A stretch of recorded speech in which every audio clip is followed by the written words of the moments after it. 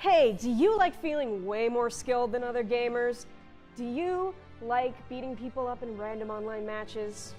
Do you like strategy games but find them a little too slow? Are you that asshole who keeps asking for 1v1s and MMOs all the dang time? Well, if you are, the game community is the right place for you. But how do I join the fighting game community, you might be asking? Well, playing fighting games. It's pretty simple. But if you want to understand the fighting game community, let's start out with some basic lingo. First word today is salty. Salty is sort of like being bitter, but with more anger, more hate. It's for when you lose and you're very upset and you just kind of want to curse out the player next to you. It's a pretty common game slang now, but it all started here in the fighting game community. Our next word is spam. I think we all know what spam means, right? In fighting games, it generally means to spam a bunch of attacks over and over. Hit the same button a bazillion times. It's just as annoying as you think it is. And our final slang word is scrub. It's supposed to mean someone who doesn't have any skill and uses cheap strategies to get easy wins. But let's be honest here, people. It means someone who beat you and now you're very salty about it. You'll be hearing this one a lot. Cheating.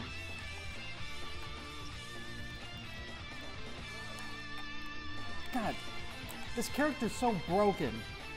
It's not broken, you're just shit at this game. You're such a scrub. Probably more than you'd ever want to. Well, now that we've got that out of the way, let's talk some confusing nonsense. If you've ever tried to look up combos for fighting games, you may have noticed something that looks a little like this. You probably thought, what is this nonsense? Good news for you! It actually does make sense. Sort of. Fighting games will have 3 to 6 buttons that will be named by the game and told to you in advance. These buttons, in conjunction with the numbers on a keypad, represent directions, which are supposed to give you your idea of what you're inputting at any given time. J means jump, and quarter circle and half circle are noted by QC and HC. These will also be given a B or an F, which will tell you whether to go back or front. Pretty easy, right? You may also see a weird input called DP.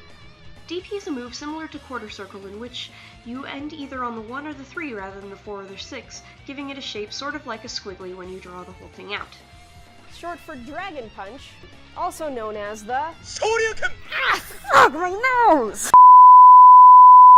Comrades, imagine this. You are in brawl against weak American scum for the glory of Mother Russia, but all your punches only do weak American damage. You are shamed and sent to Gulag for your crimes. Such is life in glorious Moscow, yes? Ha ha ha ha ha! No! With permission of glorious Russian government, the Tiger and Zangief training facility has been created. 2 great, strong fighters will teach you secrets of big muscles and magnetism for real Soviet damage. Learn quickly to destroy opponents in gloriously single throws and become pride of the glorious Mother Russia. Instead of painful gulag, you may dance with the glorious man known as Gorbachev to celebrate your victory. Visit today for increased ration. And we're back! Sorry about that, folks. I was going to teach you about the different types of fighting game characters, but I think I might have broken my nose. So we're just going to finish these off here, okay? Now that you know the basics, well, how do you play these games? Well, how do you get good at them too? Here's what you do. You either play with people online, or you play with an actual person in front of you. I know, a rarity these days. Unless your game is out of date. In which case...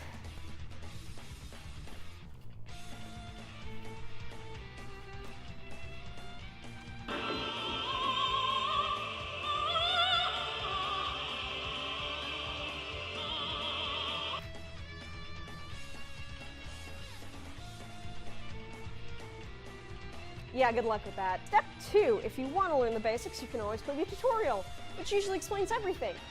Unless you're playing a really old game, in which case you're on your own, sucker. Get a walkthrough for that. Step 3, try the training or challenge modes. These are free roaming areas or challenge areas where you can learn combos all on your own, either with guidance or just through messing around.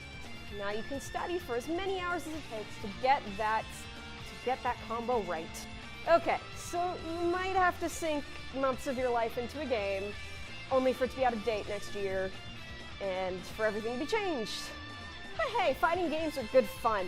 And if you get into the competitive scene and get really good, you can join tournaments and even win money. So I think it's a pretty great place. Heck, you can even make a career out of it. Just acquire a strong taste for salt. Happy gaming, y'all!